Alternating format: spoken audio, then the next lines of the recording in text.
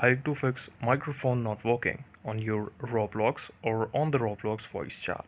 How you can fix this issue if your microphone is not working correctly or you cannot connect it, or if you're facing any type of error with this, you should go on your browser and log into your Roblox account like I'm logging in. Now here what you have to do is you should refresh your network or your website. For this, I will simply close this tab completely and then go to the home screen of my PC. Then check the Wi-Fi network connection if we are getting the full Wi-Fi network connection or not. You can check this thing on your PC's right bottom of the screen. Then you should click on the airplane mode and switch it on to get refresh your PC, and then click on the refresh button again.